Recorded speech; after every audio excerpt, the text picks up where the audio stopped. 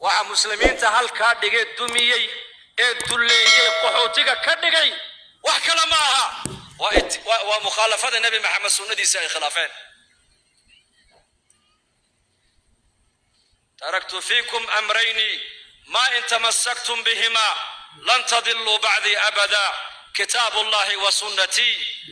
كتاب الله وسنة رسوله لبان دحال نيغا تغيا هدا لبدا قبستان بو نبيغو ان ليهي انيغا دبده هدا لبدا قبستان ملو ميسان اخر لومي ميسان ويان ادونك دوشيدنا لومي ميسان وحين دبا اركي ميسان وحين مرغلي اركي ميسان عيدي كلي ميسان مدلو ميسان مقحيسان حقينا وحليني حقينا نبدا لو سو رادسن دونا ويان معنو way soo mareen islaamku marxalad wuxuu soo maray haday aqoon ay tahayna isaga aqoonta laga barto haday nabadgelyo tahayna nabadgelyada isaga la soo doonto haday shaqo noqotona shaqada wadanada islaamka la yimaaday soo mareen islaamku mawduuca gal maayo culimada ay naga la hadashay culimadeeni ajillada ay baa mawaadiicda ka hadashay sidan u malaynayo gal maayo laakiin waxaan inii sheegayaa ayuha muslim halka aan maanta muslimka aad ku arkaysid islaamku ma joogin bal islaamku uu ka sareeyay marxaladan uu ka sareeyay hoos baan u soo dhacnay maanta inaku hoos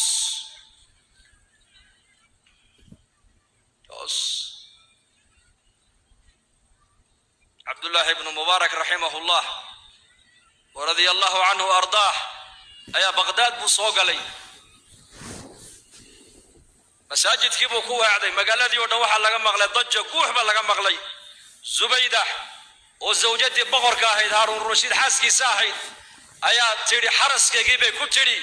بقالدو ما تبوق بدنا محاس وقل بليش شيغا وا محبوقا مركاس لغو عالم من علماء خراسان ودنك سو غليو سو دوينتي سيبه امدو ما طريقده لا تاغنتahay مقالدي ابو شيخ سو غلي مركيبه مسجد بو بلابه درسي بو كبلابه مساجدك لان الزمن كاس علماء المساجد دي امده ku tarbiyadeyn jireen aamaduna masaajid ku xidhnay halka maanta mujtamacan islaamka adduunyada ku nool mujtamaceenu maqaaxibu fadhiya kiidan yaraduna facebook u dariiqa la fadhiya arna qaad badilay oo qaaday qaadku waa maxay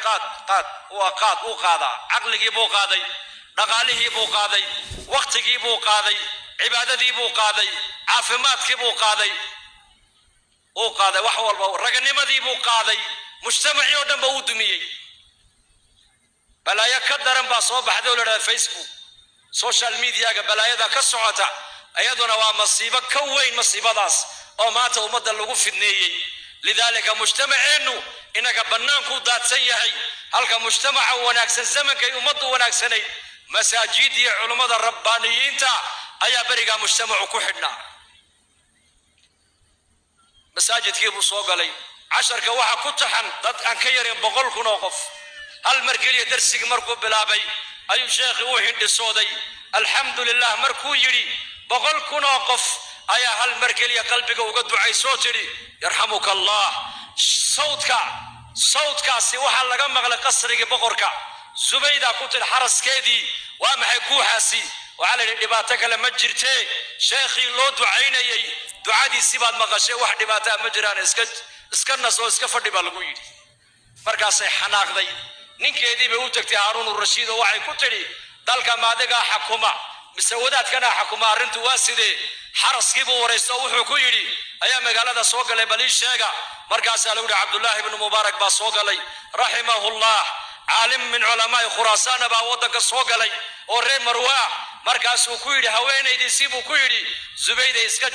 jiif oo aqalkaaga iska fadhi anagu hadaan boqorro aan nahay qolofta uun baan xakunaa laakiin qulubta iyo qulubta culimaduna qulubtay xakumaan buu ku yiri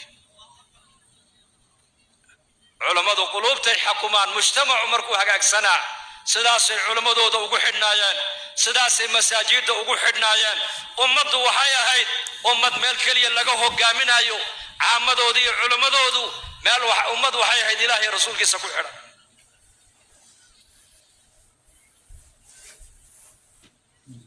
inagana maanta zamankan halkan marayna waad ogtihiin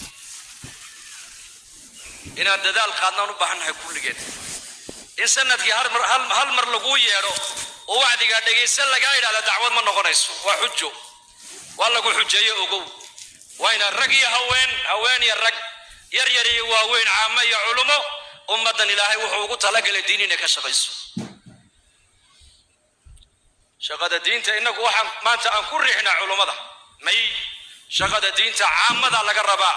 taajirka laga rabaa ahdiga nabigeena kaleey salaatu wasalaam diinta dadaalkeega iyo koryeelkeega iyo difaaceega iyo fidinteeda ummadu zamankii nabiga uma kala hadhin marka insha Allah sanad joog ziyaara joog noqon mayna sida odayaadii hore oran jireen waxaan noqonaynaa kuwa waxa ay maqlayaan insha Allah amal u bedela insha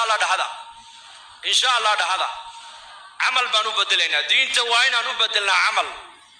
amal marka ay noqoto shariicada islaamku